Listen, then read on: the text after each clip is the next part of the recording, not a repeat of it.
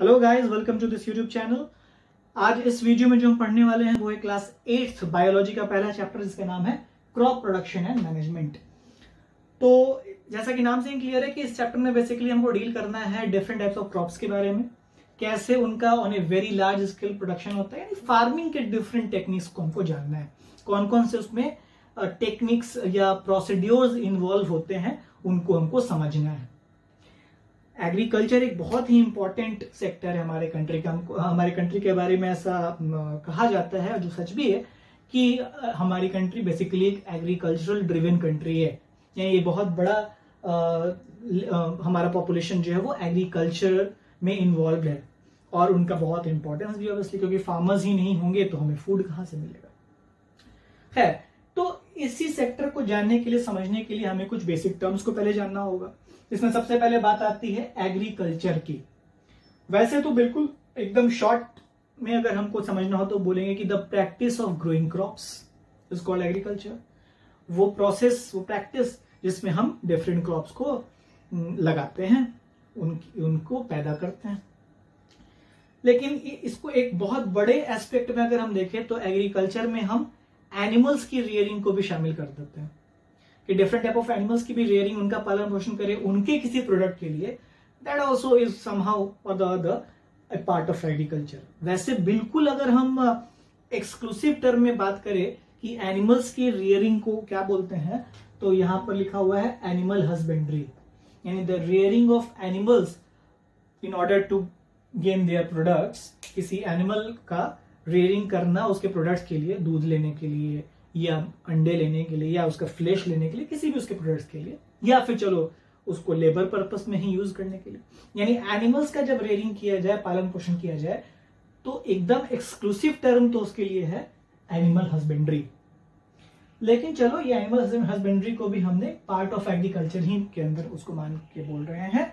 तो अगर हम दोनों को कंबाइन फॉर्म में बोलेंगे तो बोलेंगे the practice of growing crops and rearing of animals is called agriculture.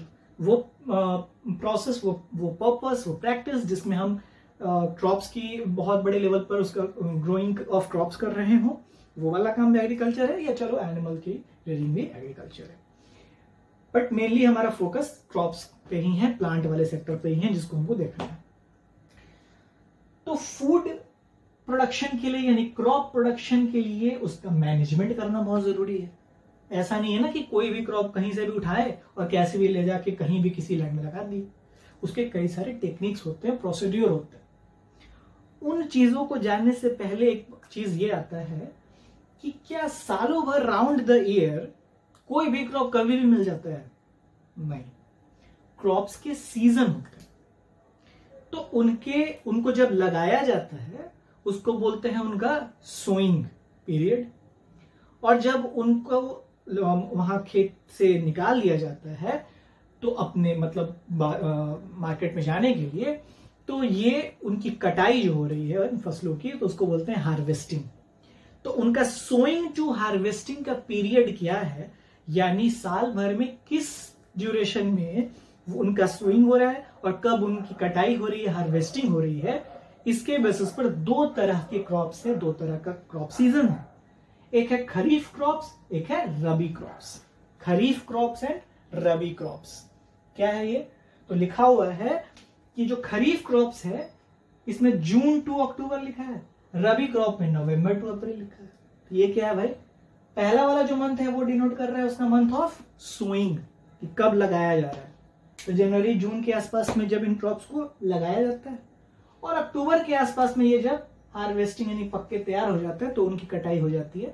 तो जून टू अक्टूबर के पीरियड में जो क्रॉप्स लग रहे हैं उनको बोल रहे हैं खरीफ क्रॉप्स। उसी तरह नवंबर में सो किया जाए और अप्रैल में उसकी हार्वेस्टिंग की जाए, तो नवंबर टू अप्रैल के रीजन में पनपने वाले जो क्रॉप्स होंगे वो कहलाएंगे रबी क्रॉप्स। यानी एक तरह से विंटर वाले क्रॉप्स, ये समर वाले क्रॉप्स। तो खरीफ क्रॉप्स एंड रबी क्रॉप्स ये हम याद रखेंगे, एग्जाम में पूछा जा सकता है इसका सीजन ड्यूरेशन। तो जून टू अक्टूबर और ये नवंबर टू अप्रैल।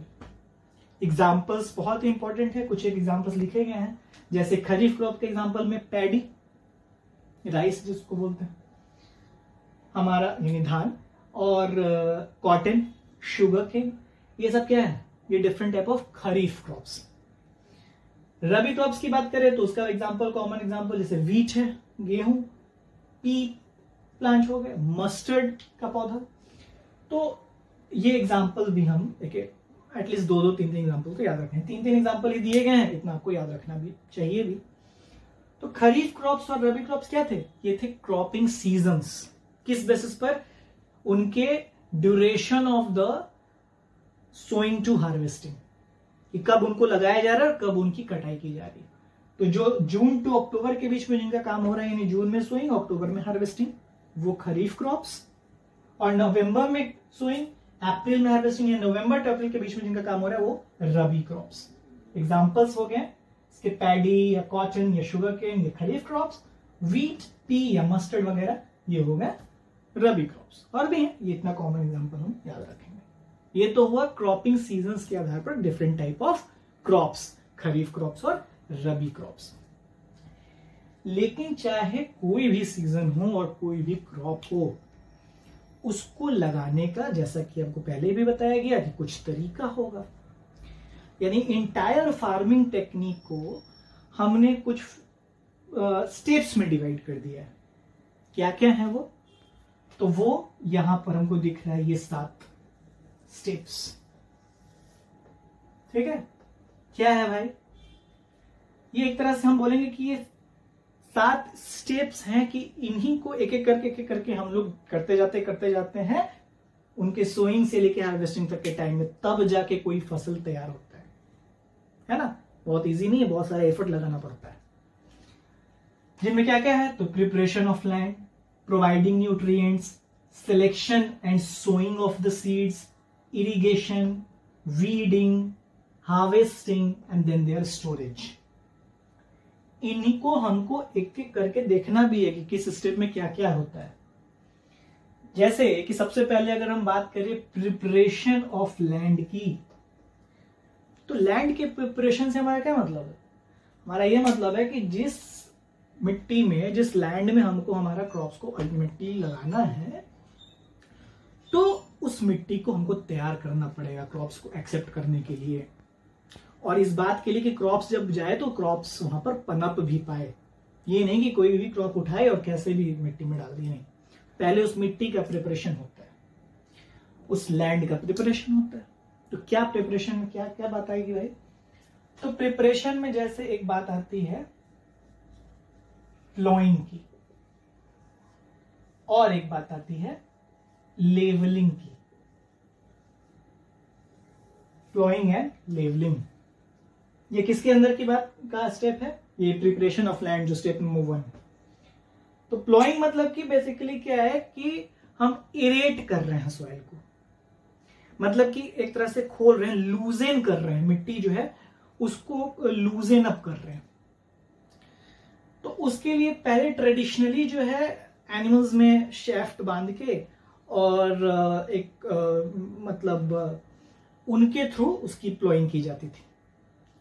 अब जो है एडवांस हो गया टेक्निक, तो कल्टीवेटर्स वगैरह का इस्तेमाल होता है। कल्टीवेटर्स में क्या कर रहे हैं कि मतलब जिसमें ट्रैक्टर वगैरह में लगा हुआ है, आयरन के रॉड्स लगे हुए हैं और ट्रैक्टर चलता है, और वो आयरन जो है मिट्टी को ऐसे वो एरेट करता चला जाता है, लूजन करता चला जाता है, यानी मिट्टी को ढीला कर रहा है। पहले जो काम जानवर खींचते थे उनमें भी वैसे ही लोहा का शेफ्ट लगा रहता था, प्लाउशेयर जिसको बोलते हैं, और वो नुकीला चीज है, वो जहां जहां से होके गुजरता था वो मिट्टी को खोदते जाता था, उसको जो है लूज करता जाता था। और अब वही काम हम ट्रैक्टर्स वगैरह के थ्रू कर रहे हैं, कल्टीवेटर्स के थ्रू कर रहे हैं, तो वो हमारे लिए थोड़ा टाइम भी हमारा बच जा रहा है और ज्यादा बेहतर तरीके से मिट्टी का लूजनिंग हो रहा है। यानी बेसिकली प्लॉइंग के थ्रू हम क्या कर रहे हैं, मिट्टी को हमने खोल दिया है, उसको ढीला कर दिया है, यानी एक तरह से जिसको हिंदी में जोतना बोलते हैं वो वाली प्रक्रिया है, दैट इज प्लॉइंग। ठीक, इसके बाद क्या कर रहे हैं कि कई बार ऐसा जब हमने करा तो कुछ छोटे बड़े फॉर्म में वहां का लैंड जो है मिट्टी के छोटे बड़े फॉर्म्स यानी अनइवन हो जाता है वो सरफेस, तो हमको एक बराबर लेवलिंग करना भी जरूरी है। वो तो हमने मिट्टी को लूजन कर दिया, ढीला कर दिया, ताकि जब वो क्रॉप लगाए हम तो उसको प्रॉपर अमाउंट में एयर वगैरह मिल सके, सारा न्यूट्रिएंट वगैरह जो भी हम डाले वो क्रॉप्स को मिले भी पूरा। लेकिन अब क्या है कि ऐसा अनइवन रहेगा तो वैसे में भी क्रॉप्स जो है सही ढंग से नहीं बना पाएगा। तो ये जो उबड़ खाबड़ हो गया है ना प्लॉइंग करने की वजह से, अब हमको उस मिट्टी को, उस लैंड को इवन यूनिफॉर्म कर देना है। तो इसके लिए हम ये जो प्रोसेस करेंगे ना, यानी इवन यूनिफॉर्म करेंगे, तो इसको बोल रहे हैं कि हम उसका क्या करेंगे, लेवलिंग करेंगे। क्या करेंगे, लेवलिंग करेंगे। तो अगेन इस लेवलिंग के लिए जो है बड़े बड़े वुडन या फिर चलो मेटालिक जो है रोलर्स आते हैं, तो उसको हम अटैच कर दिए किसी ट्रैक्टर वगैरह में, ट्रैक्टर चला और वो रोलर जो है धीरे धीरे मिट्टी को पूरा यूनिफॉर्म करते जा रहा है, लेवल करते जा रहा है। तो पहले ढीला कर दिया हमने मिट्टी को पूरा अपने एग्रीकल्चर लैंड को, और फिर पूरे जमीन को लेवल कर दिया, प्लॉइंग किया एंड देन लेवलिंग कर दिया। ठीक है, प्लॉइंग एंड लेवलिंग, यानी अब हमने क्या किया, हमारे लैंड को प्रिपेयर कर दिया कि अब आपके पास जब कोई सीड जब भी डाला जाएगा तो उस क्रॉप को वहां पर पनपने में आसानी हो। ठीक, इसके बाद क्या है कि हमने इस प्लॉइंग और लेवलिंग करके हमारा लैंड प्रिपेयर हो गया है। Providing nutrient, step number 2। तो वैसे देखा जाए तो आप अपने बुक में देखिएगा तो 16 न्यूट्रिएंट का जिक्र किया हुआ है, नाइट्रोजन है, पोटेशियम है, फास्फोरस है, बहुत सारे। प्लांट्स को इन टोटलिटी तकरीबन 16 न्यूट्रिएंट्स की जरूरत पड़ती है। अगर और इन 16 में भी वैसे 2 कैटेगरी है। कुछ न्यूट्रिएंट्स ऐसे हैं जिनकी जरूरत ना सिर्फ पड़ती है बल्कि ज्यादा अमाउंट में पड़ती है। कुछ न्यूट्रिएंट ऐसे हैं जिनकी जरूरत है लेकिन कम अमाउंट में। तो जिनकी जरूरत ज्यादा अमाउंट में है वो है मैक्रो न्यूट्रिएंट्स, और जिनसे थोड़ा मिले तो भी काम चल जाएगा वो है माइक्रो न्यूट्रिएंट्स। यानी मैक्रोन्यूट्रिएंट्स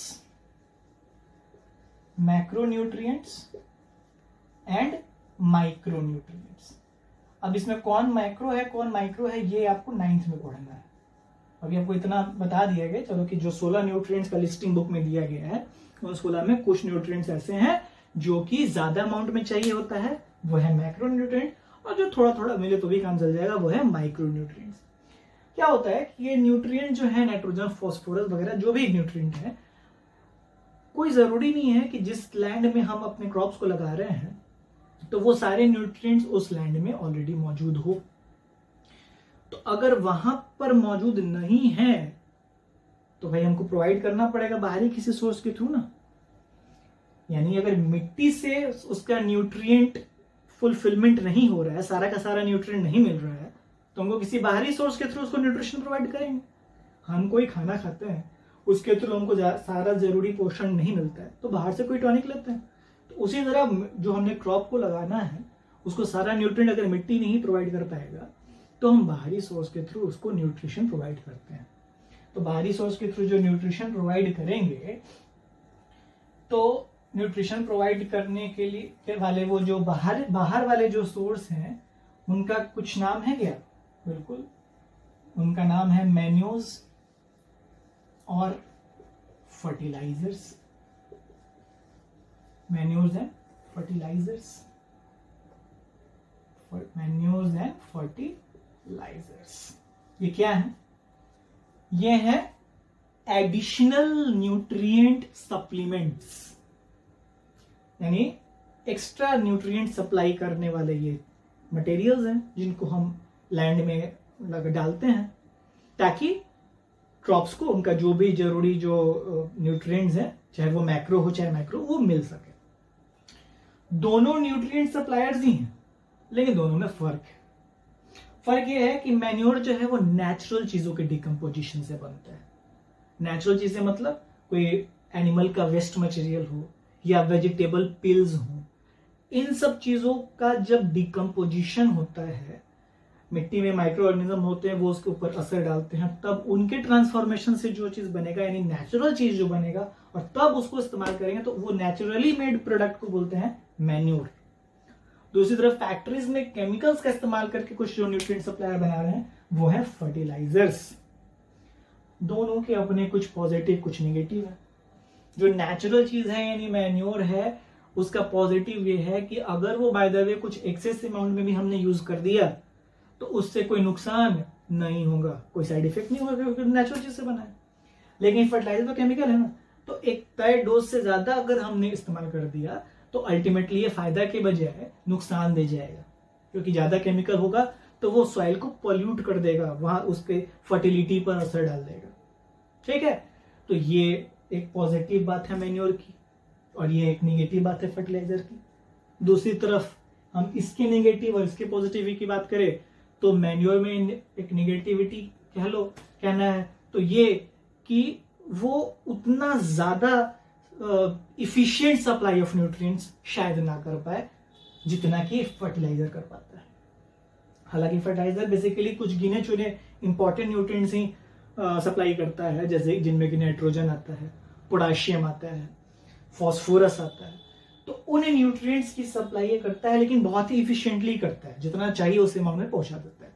मैन्योर हो सकता है कि उतना ज्यादा न्यूट्रिएंट उस लेवल में नहीं सप्लाई कर पाए, लेकिन फायदा कि चलो ये नेचुरल चीज से बना है तो इसका ज्यादा ओवर यूज करने से भी कोई नुकसान नहीं होगा।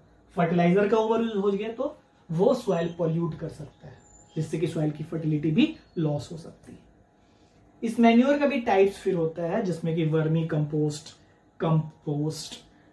ग्रीन मैन्योर, ऐसे आते हैं टाइप्स। उसको हम लोग देखेंगे नेक्स्ट वीडियो में।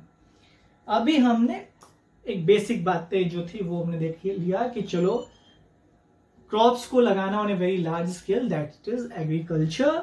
इस एग्रीकल्चर में किसी भी क्रॉप को चाहे कभी भी करे, उसके कुछ स्टेप्स होते हैं, कुछ प्रोसीड्यूर्स होते हैं। बिफोर दैट हमने देखा कि चलो क्रॉप्स अपने सोइंग टू हार्वेस्टिंग पीरियड के आधार पर दो तरह के हैं, खरीफ क्रॉप्स एंड रबी क्रॉप्स, जैसा कि बता दिया गया था। और जो स्टेप्स इन्वॉल्व थे 7 स्टेप, वो यहां पर बता ही दिया गया कि लैंड को प्रिपेयर करना, उसके बाद उसमें न्यूट्रिशन ऐड करना, तब जाके उसको सेलेक्ट करके कौन सा क्रॉप लगाना है, तब उनकी सोइंग वहां पर लगाना, फिर पानी वानी का जो सप्लाई करेंगे दैट इज इरिगेशन, ये सब हम लोग आगे देखेंगे। फिर वीडिंग, जो अनवांटेड प्लांट्स हैं उनको हटा देंगे, तब उनकी कटाई करना, हार्वेस्टिंग, और तब वो मार्केट में जाने से पहले जहां स्टोर होते हैं वहां उनको कैसे स्टोर करते हैं।